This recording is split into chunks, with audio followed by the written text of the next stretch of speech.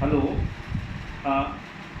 मी प्राध्यापक पी डोळस, महात्मा फुले महाविद्यालयावरून राज्यशास्त्र विभाग प्रमुख.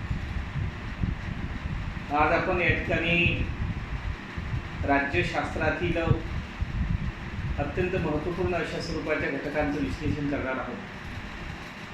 आपण गेल्या मागच्या तासिकेमध्ये आपल्या राज्यशास्त्राचा जो सिलेबस आहे, BA भाग 2 साठी अस्तित्वात असणारा राज्यशास्त्राचा सिलेबस कोणकोणता आहे या संदर्भामध्ये सविस्तरपणे माहिती या ठिकाणी बघितली.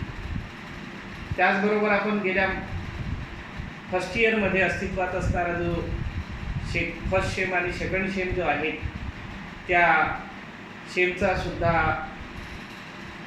अस्तित्वात असणारा जो अभ्यासक्रम आहे त्याचाही सुद्धा थोडक्यात आढावा घेतला होता.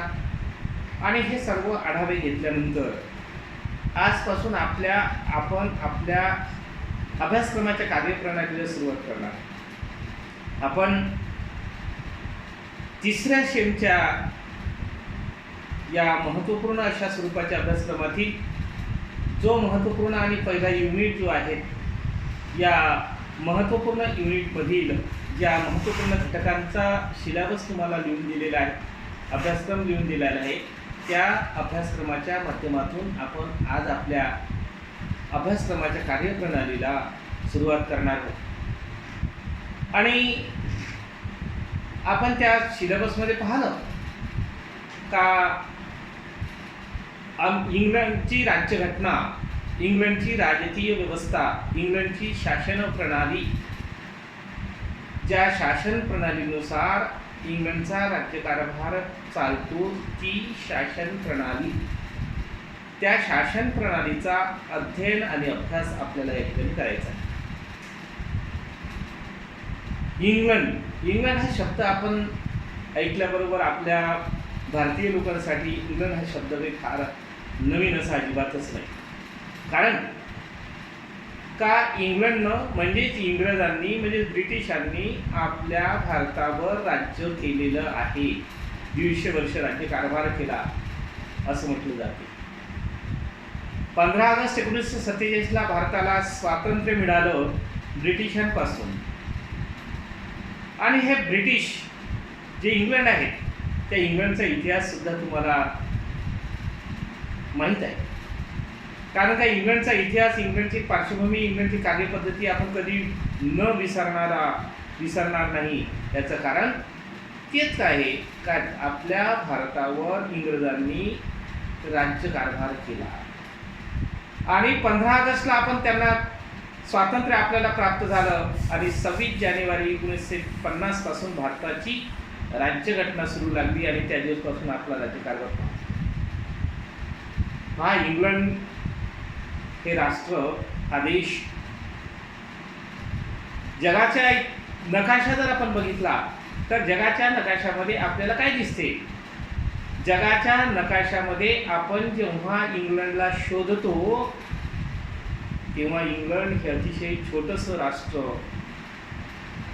आणि लहानसं राष्ट्र असून त्या राष्ट्रानं जगातल्या बहुतेक राष्ट्रांवर राज्यकारभार केला असल्याचं आपल्याला दिसतं. आजचा इतिहास आधुनिक काळामध्ये नाही. पूर्वीचा इंग्लंड जर बघितला तर इंग्लंडनं जगाच्या बहुतेक राज्यांवर राज्यकारभार केला असं आपल्याला दिसते. असं म्हटलं जाते का इंग्लंडच्या राज्यकारभारावर कधीही रात्र होत नव्हती, दिवस डुबत नव्हता. दोन्ही गोलार्धामध्ये, उत्तर आणि दक्षिण दोन्ही गोलार्धामध्ये इंग्रजांचा राज्यकारभार होता.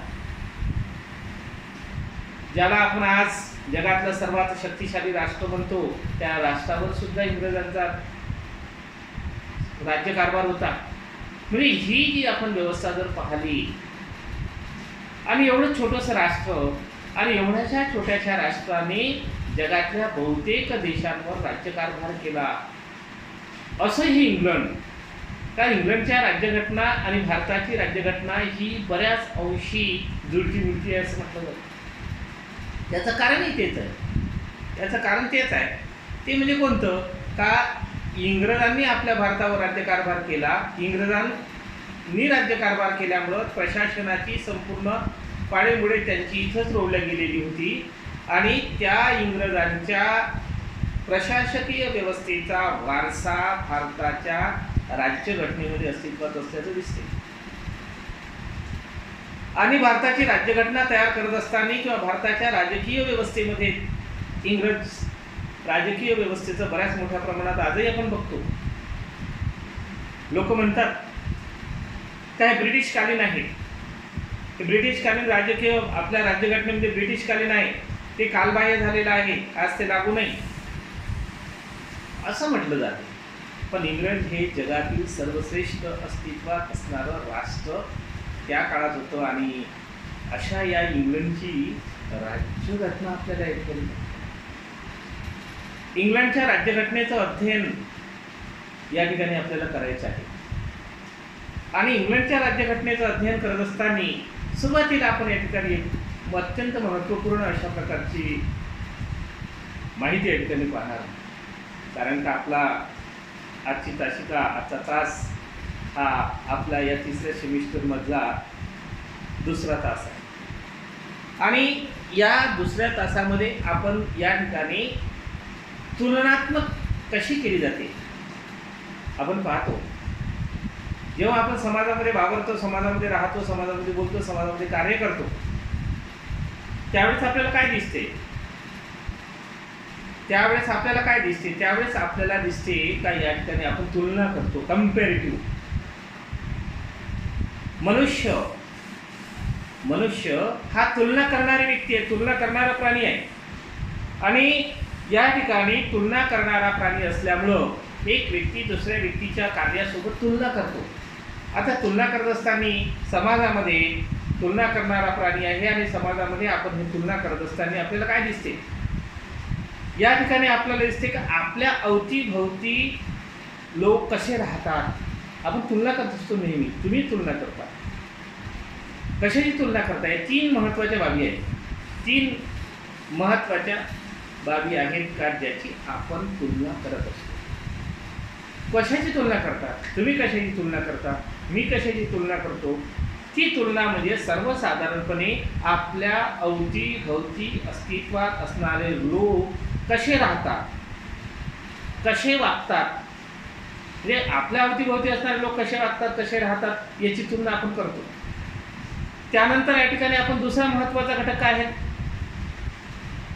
अन्य लोक आणि आपण यांच्यामध्ये साम्य काय आणि भेद काय?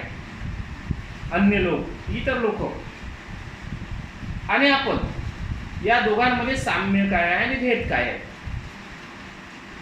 सारखेपणा काय आहे आणि वेगळेपणा काय आहे? याची तुलना करत असतो, नेहमी तुलना करतो. तो माझ्यापेक्षा श्रेष्ठ कसा, तो माझ्यापेक्षा कनिष्ठ कसा. आणि त्याचबरोबर या ठिकाणी तिसरी महत्त्वाची गोष्ट, समाजात अस्तित्वात असणाऱ्या चांगल्या गोष्टी ज्या आहेत त्या समाजात अस्तित्वात असणाऱ्या चांगल्या गोष्टींचा आपण स्वीकार करतो. ज्या चांगल्या गोष्टी आहेत, आपण कोणाकडूनही कोणतीही गोष्ट घेत असताना जास्तीत जास्त प्रमाणात काय करतो? चांगल्या गोष्टी घेतो. वाईट गोष्टी घेते का कोणी? नाही घेत. आणि वाईट गोष्टी कोणी घेत नाही. कारण का वाईट गोष्टी यासाठी घेत नाही का ज्या वाईट गोष्टीमुळं आपल्यावर, समाजावर विपरीत परिणाम पडतो. म्हणून वाईट गोष्टी आपण सहसा टाळत असतो. या म्हटल्याची तुलना, कम्पेअर करणं. हे झालं मानवाबद्दल, हे झालं तुमच्याबद्दल, माझ्याबद्दल, समाजाबद्दल आपण नेहमी करतो. हे कळत नकळत प्रोसेस असते. याच्यासाठी काही स्पेशली आपण ठरवलं आहे, पण हे कळत नकळत आपल्या पूर्वजांकडून, आपल्याकडून, सर्वांमध्ये हे सर्व कळतच असतं. याच्यात कोणत्याही प्रकारची ती मात्र शंका अस्तित्वात नाही. आणि आता या सर्व बाबी आपण पाहिलं. आता आपला विषय आहे राज्यशास्त्र. आता राज्यशास्त्र असल्यामुळे आपण सर्वासरी साधारणपणे आपण राज्यशास्त्राच्या संदर्भात या ठिकाणी पाहू. राजकारणाच्या संदर्भात आपण पाहू. तुलनात्मक राजकारण, कंपॅरेटिव्ह पॉलिटिक्स. राजकारणामध्ये आपला विषय राजकारण असल्यामुळे आपण राजकारणाकडे विशेष महत्त्वाचा फोकस करू. कंपॅरेटिव्ह पॉलिटिक्स, तुलनात्मक राजकारण. आपण राजकारणात सुद्धा एक व्यक्ती दुसऱ्या व्यक्तीसोबत तुलना करतो.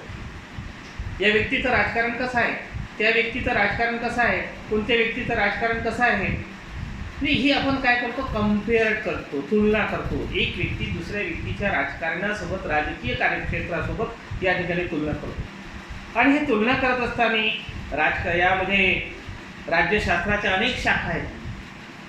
राज्यशास्त्राच्या शाखा अनेक प्रकारच्या आहेत आणि राज्यशास्त्राच्या अनेक प्रकारच्या शाखा आहेत. आणि त्यामध्ये समजा उदाहरणार्थ या ठिकाणी दिसते राजकीय विचार, राजकीय सिद्धांत, राजकीय तुलनात्मक दृष्टिकोनातून या ठिकाणी या सर्व गोष्टींचा आपण अभ्यास करत असतो. निरनिराळ्या प्रकारच्या अस्तित्वात असणाऱ्या शाखा, त्या शाखांसोबत आपण तुलना करतो आणि त्या दृष्टिकोनातून त्या सर्वसाधारणपणे त्या प्रक्रियेचा आपण कार्यपद्धती पाहतो, कम्पेअर करतो एकाचं दुसऱ्यासोबत. आपण पुढे बघणार आहोत ज्या ज्या ठिकाणी जशा पद्धतीनं जिथे आपल्याला आपल्या भारताची तुलना इंग्लंडच्या कोणकोणत्या घटकात करता येते ते मी त्या वेळेस तुम्हाला करून दाखवेल. जिथं ज्या पॉईंट्समध्ये ज्या घटकांमध्ये भारत आणि इंग्लंड काय आहे, इंग्लंडमध्ये असं आहे, भारतात असं आहे, काय याची कारणं काय आहे, कोणती आहे, त्याची कम्पॅरेटिव्ह करून दाखवेल. प्रत्येक जिथं ज्या गोष्टी आपल्याला भारतामध्ये आणि राजकारण आपल्या इथं तिथं वेगळं दिसते ते कसं आहे, कोणत्या पद्धती आहे, कारण काय, याचीच आपल्याला मीमांसा पुढे आपण करू. आता या ठिकाणी आपला विषय काय आहे, आपला विषय म्हणजे सब्जेक्ट, आपल्या सब्जेक्टचंच नाव आहे या ठिकाणी राज्यशास्त्र. आता राज्यशास्त्र आता तुम्हाला जास्त बाहेर घेऊन जाणार नाही मी. राज्यशास्त्र म्हणजे काय, राज्याचा शास्त्रशुद्ध पद्धतीने अध्ययन करणारं शास्त्र, प्रशासनाचा. आता कुणी प्रशासनाचं अध्ययन करणारं शास्त्र, प्रशासनाचं अध्ययन आपण या ठिकाणी करतो.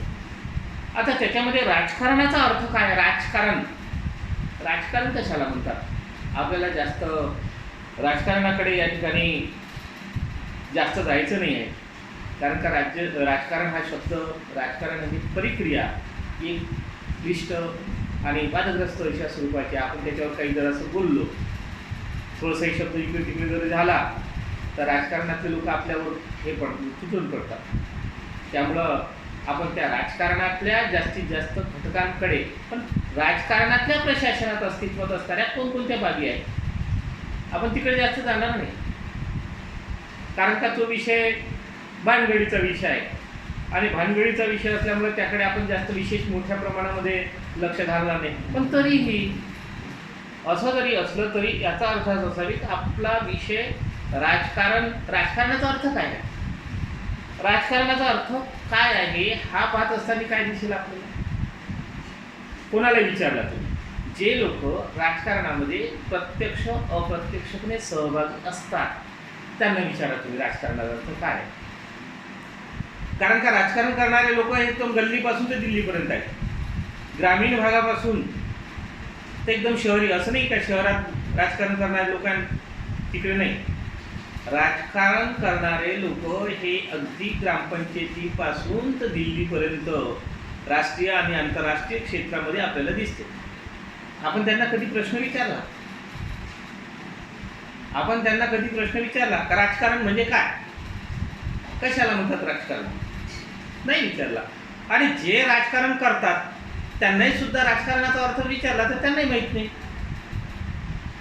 याचा अर्थ असा नाही की त्यांना माहीत नाही असं या अर्थानं म्हणतो मी का तुम्ही म्हणाल का, म्हणजे एखादा राजकारणी म्हणेल की मला राजकारणात मी करतोय, राजकारणातला एवढा पुढारी आहे, अमुक व्यक्ती आहे, मला राजकारणाचा अर्थ माहीत नाही का. राजकारणाचा अर्थ माहीत आहे, पण राजकारणाचा अर्थ सर्वांनाच माहीत आहे. प्रत्येक व्यक्ती राजकारणाचा अर्थ आपापल्या यांना करत असतात. पण राजकारणाची जी प्रक्रिया आहे, राजकारण ही जी आहे प्रारंभीच्या काळापासून ही प्रोसेस, ही प्रक्रिया चालत आलेली आहे. पण आधुनिक काळामध्ये ही जी प्रक्रिया आहे ती प्रक्रिया अत्यंत मोठ्या प्रमाणामध्ये ती प्रगट झालेली आहे. जुन्या काळाचा जर विचार केला तर राजकारणाचा फार मोठ्या प्रमाणात, एवढ्या मोठ्या प्रमाणामध्ये हस्तक्षेप होत नव्हता. पण अलीकडे आधुनिक काळाचा आपण अभ्यास करू. आधुनिक काळात ज्या काळामध्ये तुम्ही आम्ही जगता, ज्या काळामध्ये तुम्ही आम्ही राहतो, ज्या काळामध्ये आपण राहतो, त्या काळाचा जर अभ्यास केला तर आपल्याला काय दिसते? आज राजकारणाचं स्वरूप व्यापक स्वरूपात बदललेलं आहे. राजकारणाची व्याप्ती जी आहे ती राजकारणाची व्याप्ती, पूर्वीच्या राजकारणाची व्याप्ती आणि आजच्या राजकारणाची व्याप्ती याच्यात जमीन अस्मानचा फरक आहे. राजकारणाचं क्षेत्र हे अतिशय व्यापक स्वरूपात वाढलेलं आहे आणि राजकारणाचं क्षेत्र वाढलं असल्यामुळं त्याचा अभ्यास या ठिकाणी आपण करत असल्यामुळं राजकारण काय आहे, कोणत्या पद्धतीचं आहे, कशा प्रकारचं असते, कोणत्या दृष्टिकोनातून असते आणि त्याचंही थोडंसं आपण मागोवा घेणं गरजेचं आहे. कारण नाही तर आपण काय हो राज्यशास्त्र शिकले, कोणी तुम्हाला म्हणेल राज्यशास्त्र काय शिक्षण घेतलं? राज्यशास्त्र. काय शिकला? राजकारण. मग राजकारण म्हणजे काय? आता राजकारण म्हणजे काय हे जर आपण या ठिकाणी म्हणत असेल तर आपल्याला राजकारणाचा अर्थ माहीत असला पाहिजे ना. राजकारणाचा अर्थ आपल्यालाही माहीत असणं तेवढ्याच मोठ्या प्रमाणात गरजेचं असते. मग तुम्ही राजकारण म्हणजे आता सर्वसाधारणपणे आपण जास्त खूप डिटेल्समध्ये राजकारणाचा अर्थ या ठिकाणी मी तुम्हाला असं सांगणार नाही, पण तरी आपल्याला माहीत असलं पाहिजे थोडंसं तरी. आणि थोडंसं तरी राजकारणाच्या संदर्भात काय म्हणते? राजकारण म्हणजे काय? मानवी जीवनाच्या अनेक प्रकारचे पैलू आहेत. तर मानवी वर्तनाची ती एक विशेष प्रकारची कार्य होय. मानवी वर्तनाचे एक विशेष प्रकारचे रूप, मानवाचे वर्तन.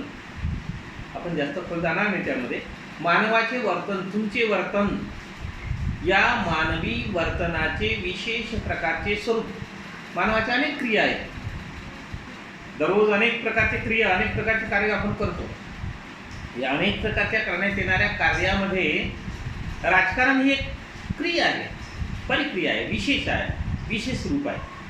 आणि राजकारण या संज्ञेचा अर्थ सर्वसाधारणपणे अशा प्रकारचा लावला जातो. मानवी जीवनात म्हणजे या ठिकाणी ती राजकारणाची परिक्रिया जी आहे, ती राजकारणाची परिक्रिया ही न संपणारी परिक्रिया आहे. राजकारणाची निरंतर चालणारी परिक्रिया, प्रोसेस आहे, कधी न संपणारी. राजकारण कधी संपते का? कधीच नाही संपत.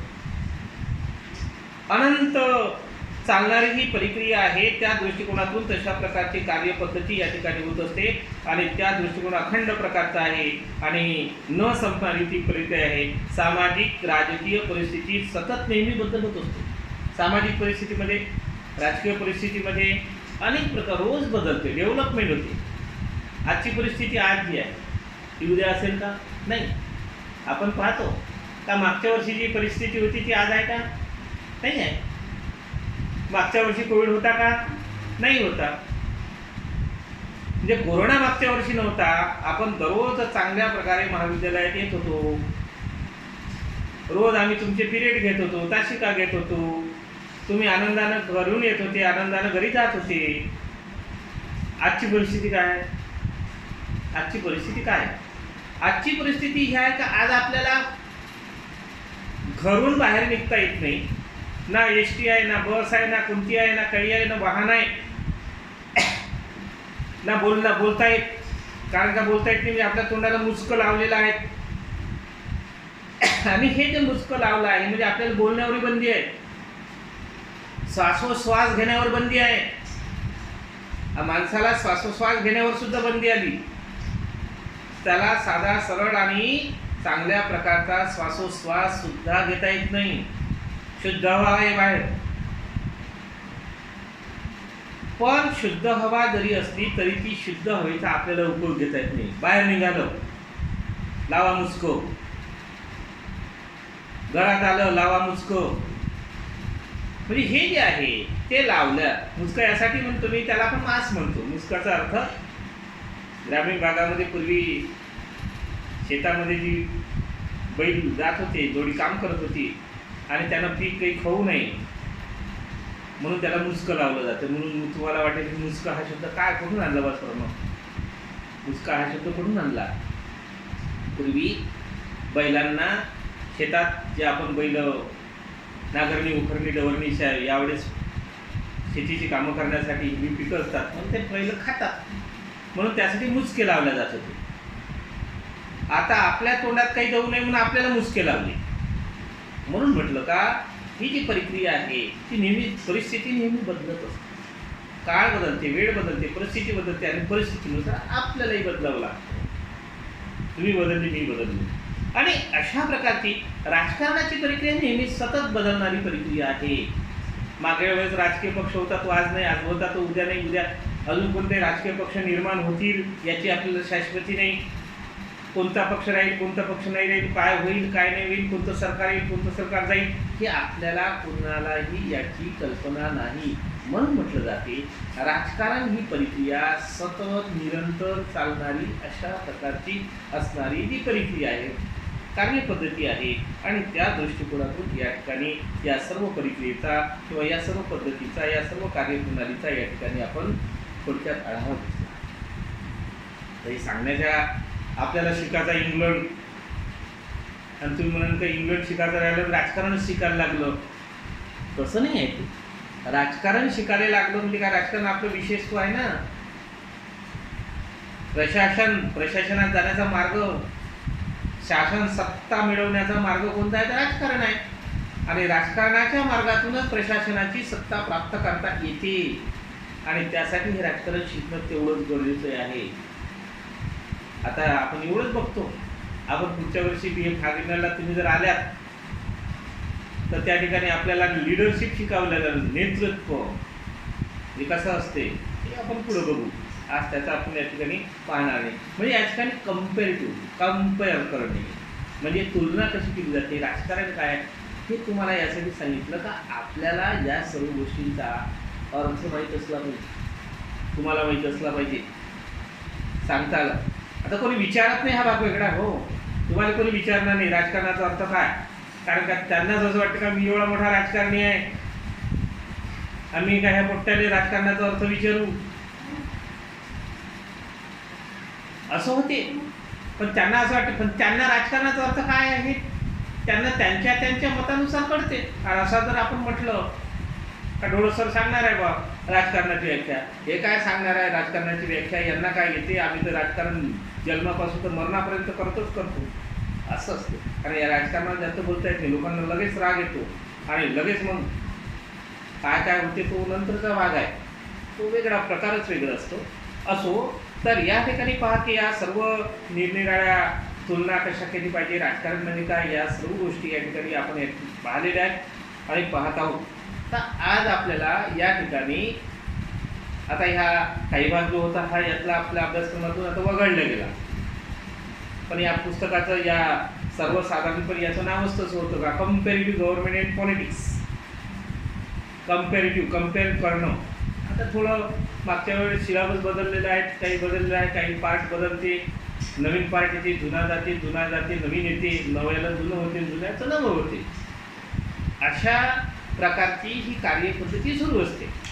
आता हे असो तर या सर्व गोष्टीचा तुम्हाला पुन्हा एक वेळा काय आहे, कशा पद्धतीचं आहे हे सांगण्याचं मागचं कारणच ते आहे का तुम्ही कुठेही कमी असता कामा नाही शिकले आहे. तर राजकारण काय शिकलो माहीत नाही, याचा अर्थ माहीत नाही.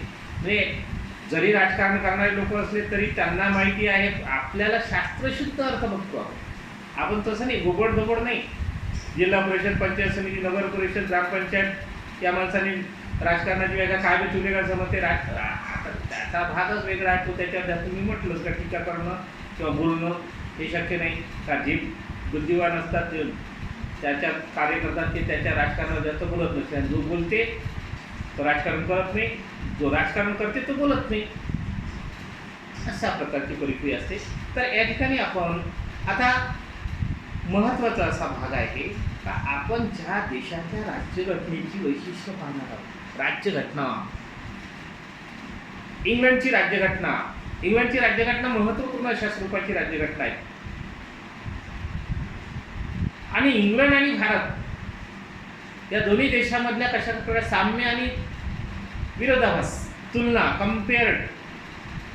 आता तुम्हाला मी सांगणार आहे या ठिकाणी ज्या ज्या गोष्टी आपल्याला भारताच्या घटनेत, आता सर्वात महत्त्वाची पहिली भारताच्या राज्यघटना, आपल्या इंग्लंडच्या राज्यघटनेतलं सर्वात महत्त्वाचं आणि पहिलं वैशिष्ट्य काय आहे? काय आहे पहिलं वैशिष्ट्य? ते पहिलं वैशिष्ट्य आहे इंग्लंडची राज्यघटना ही अलिखित राज्यघटना आहे. आता इंग्लंडची राज्यघटना अलिखित राज्यघटना आहे. आपण भारताच्या राज्यघटनेचं वैशिष्ट्य पाहत असताना मागच्या वेळेस आपण यावेळेस फर्स्ट सेमिस्टर सुरू केलं तेव्हा काय पाहिलं का भारताच्या राज्यघटनेची वैशिष्ट्य कोणती? त्या वैशिष्ट्यात पहिलं वैशिष्ट्य काय बघितलं आपण? भारताची राज्यघटना लिखित राज्यघटना आहे. आज आपण या ठिकाणी काय पाहतो? इंग्लंडमध्ये इंग्लंडची राज्यघटना अलिखित राज्यघटना आहे. आता मला सांगा, इंग्लंड हा देश आधुनिक काळ, ज्ञान, विज्ञान आणि तंत्रज्ञानाचं युग आहे. अशा ज्ञान, विज्ञान आणि तंत्रज्ञानाच्या युगात बुद्धिमानाचं युग आहे, कॉम्प्युटरचं युग आहे. अशा युगामध्ये सुद्धा इंग्लंडची राज्यघटना अलिखित आहे. याचा अर्थ काय? याचा अर्थ त्या लोकांना लिहिता येत नाही, त्यांना वाचता येत नाही, त्यांचं शिक्षण नाही, अज्ञानी आहे. अज्ञानी आहे का ते लोक? इंग्लंडचे लोक अज्ञानी आहे का? नाही. कारण का जर इंग्लंडचे लोक अज्ञानी आहे असं जर आपण समजलं, समजा 2 मिनिटासाठी समजा का इंग्लंडचे लोक अज्ञानी आहे, आणि इंग्लंडचे लोक जर अज्ञानी आहे तर म्हणजे अज्ञान लोकांनी जगातल्या बहुतेक राष्ट्रांवर राज्यकारभार केला. त्या काळात तर विमानही नव्हती. आज तरी विमानानं इंग्लंडला लगेच जाता येते. त्यावेळेस होतं का विमान? त्यावेळेस का जे ब्रिटिश भारतामध्ये आले, ते ब्रिटिश भारतात जेव्हा आले, ते ब्रिटिश भारतात आले तेव्हा काय होतं? विमानानं आले होते काय ते इथं व्यापार करायला, उद्योग करायला. आसपास आपण व्यापार करायला चाललो, अमेरिका, इंग्लंड, फ्रान्स, जर्मनी, कुठेही. ते राफेल तिथून निघालं, भारतात येऊन पोचलं. असं होतं का पूर्वी? नाही होतं. मग इंग्लंडची जनता जी आहे त्या बुद्धिमान आहेत, ज्ञानवान आहेत, कौशल्यवान आहेत, धैर्यवान आहेत. हे सारे गुण त्याच्यामध्ये आहेत. आणि त्यांच्यामध्ये हे जर गुण नसते तर त्यांनी जगातल्या बहुतेक राज्यांवर राज्यकारभार केलाच नसता. हे तर आपल्याला कळतेच. कारण का इंग्लंड कुठून, भारत कुठं. त्यांना आपली भाषा समजत नाही ना आपल्याला त्याची भाषा समजत नाही. आता समजते, त्या काळात नाही कळेल. पण त्या काळात इंग्रजांना आपली भाषा न कळताही त्यांनी आपली भाषा समजून घेऊन आपल्यावर राज्यकारभार केला. तिथून इथं आले जहाजानं, समुद्र एवढा मोठा 7 समुद्र पार करून या ठिकाणी आपल्या भारतात आले, किनाऱ्यावर लागले, तिथून आपला व्यापार व्यवसाय सुरू केला आणि संपूर्ण भारतभर पहिल्यांदा राज्यकारभारही केला. मग अशा देशाला आपण काय म्हणू? काय अशा देशाची राज्यघटना आजही अलिखित राज्यघटना, अलिखित राज्यघटना. हे वैशिष्ट्य आहे. म्हणून तुम्हाला म्हटलं का वैशिष्ट्य म्हणजे काय? वैशिष्ट्य म्हणजे त्या देशाच्या राजकीय व्यवस्थेचा आरसा. जसं आपण आरसा प्रत्येकाच्या घरी आहे ना? हो, प्रत्येकाच्या घरी आरसा आहे. आणि प्रत्येकाच्या घरी आरसा असलं, आरशाचा उपयोग काय होतो? काय होते आरशाचा उपयोग? आरशाचा उपयोग होतो आपला चेहरा पाहण्यासाठी. म्हणजे आपण कसा आहोत, आपण आपला चेहरा आरशात पाहिल्यावर आपण आपलं समजवून घेतो का आपला आता अशा प्रकारचा दिसतो. मग राज्यघटनेचा आरसा जो आहे तो म्हणजे वैशिष्ट्य.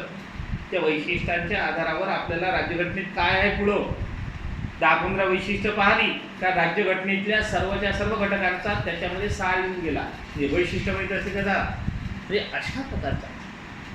अशा इंग्लंडची राज्यघटना अलिखित राज्य पहिलं वैशिष्ट्य आहे. लिहून घ्या.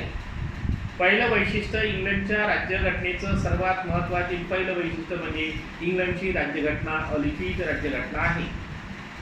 जगातल्या कोणत्याही देशाची इंग्लंडनंतर राज्यघटना अलिखित स्वरूपाची आधुनिक काळात नाही.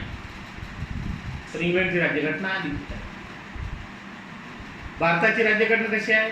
भारताची राज्यघटना लिखित स्वरूपाची आहे. मग लिखित राज्यघटना म्हणजे काय न लिखित राज्यघटना म्हणजे काय? आला प्रश्न पुढं. अलिखित राज्यघटना म्हणजे काय? कशाला म्हणतात अलिखित राज्यघटना? अलिखित राज्यघटना म्हणजे अशा प्रकारची राज्यघटना की ज्या राज्यघटनेला विशिष्ट केळी, विशिष्ट काळी, विशिष्ट घटना समितीद्वारा तज्ज्ञ कायदे पंडितांनी कालखंडात लिहून ठेवलेली नसते, त्या राज्यघटनेला अलिखित राज्यघटना म्हणतात. इंग्लंडची राज्यघटना विशिष्ट वेळी, विशिष्ट काळात तज्ज्ञ कायदे पंडितांनी लिहून ठेवलेली नाही, म्हणून त्या राज्यघटनेला अलिखित स्वरूपाची राज्यघटना असे म्हणतात. लिखित राज्यघटना म्हणजे काय? तर लिखित राज्यघटनेसाठी आपल्याला जास्त दूर जाण्याची गरजच नाही. अर्थातच आहे, आपल्या भारताची राज्यघटना लिखित राज्यघटना आहे. भारताची राज्यघटना लिखित स्वरूपाची राज्यघटना आहे. आपण पाहतो घटना समितीद्वारा भारताची राज्यघटना कोण लिहिली आणि कशी लिहिली? भारताची राज्यघटना ही घटना समितीद्वारा लिहिली गेली. घटना समिती होती. आता त्या समितीत काय होतं तो आपण त्या पार्ट 1 मध्ये बघितलं, त्याच्यात आता डिटेल्स आपण जाणार नाही. घटना समितीद्वारा तज्ज्ञ कायदे पंडितांनी विशिष्ट वेळी, विशिष्ट काळी लिहून ठेवलेली राज्यघटना, भारताची राज्यघटना ही अशी लिहिलेली आहे. तज्ज्ञ कायदे पंडित डॉक्टर राजेंद्र प्रसाद, डॉक्टर बाबासाहेब आंबेडकर आणि घटना समिती सर्व जातात. तेवढे आपण बघणार नाही, कारण का आपण इंग्लंड बघत आहोत, भारत नाही आहे. आपण ते पाहिलं मागच्या वर्षी. पण अशी राज्यघटना, इंग्लंडची राज्यघटना अशा पद्धतीने लिहिलेली नाही, म्हणून त्या राज्यघटनेला अलिखित राज्यघटना असे म्हणतात. त्याला पहिलं वैशिष्ट्य. दुसरं महत्त्वाचं वैशिष्ट्य कोणतं आहे? दुसरं महत्त्वाचं वैशिष्ट्य आहे हे प्राचीन संविधान आहे. इंग्लंडचं संविधान हे प्राचीन संविधान आहे. प्राचीन म्हणजे जुनं संविधान आहे. आता प्राचीन संविधान आहे असं म्हणतो, तर तुम्ही एकीकडे म्हणता का संविधान लिखित नाही? लिखित नाही. लिखित या शब्दाचा अर्थ लिहिलेली, याचा अर्थ जगातल्या कोणत्याही देशाचा राज्यकारभार जो चालतो त्या ठिकाणी प्रत्येक देशामध्ये नियम असतात, नियमांचा समुच्चय असतात आणि हे नियम काय आहे ते आपण पुढे बघू. त्याचं म्हणजे प्राचीन संविधान आहे, जुनं संविधान आहे. इंग्लंडचे संविधान हे जगात सर्वात प्राचीन संविधान आहे. सर्वात प्राचीन संविधान.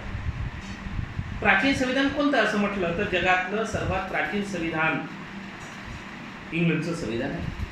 आणि इंग्लंडच्या संविधानाला प्राचीन संविधान म्हटलं जाते म्हणजे 1215 मध्ये या ठिकाणी इंग्लंडमध्ये राजा, या काळामध्ये इंग्लंडमध्ये सरंजामशाही होती. सरंजामशाही राजा होता, सरंजामशाही होती त्या काळामध्ये.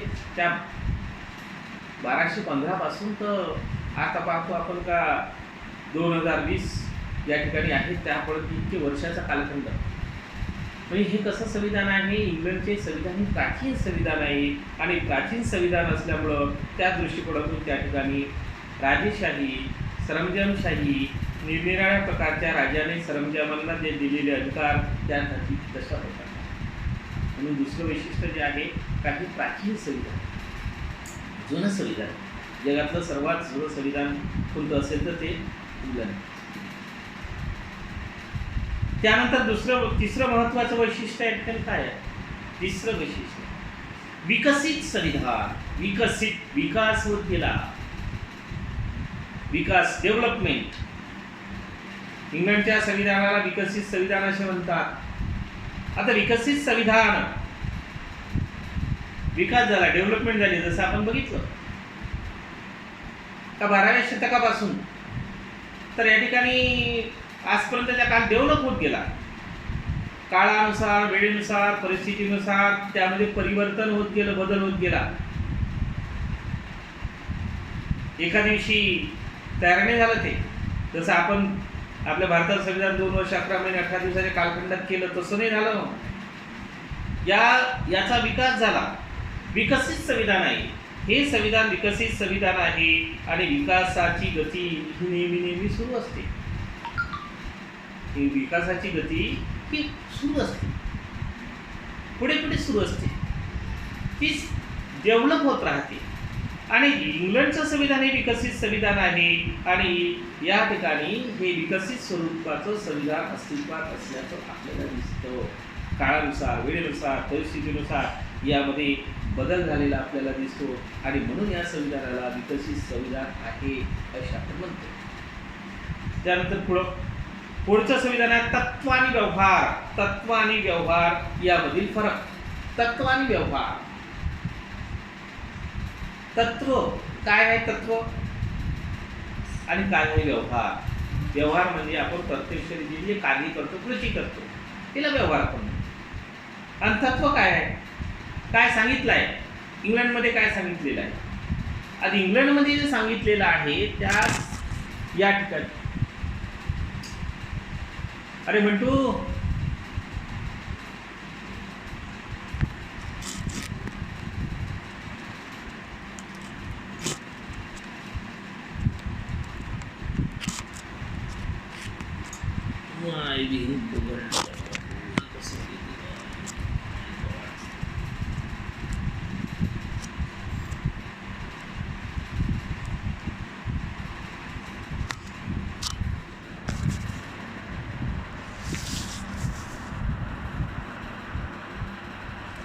म्हणतो अबे हे पडला होता का?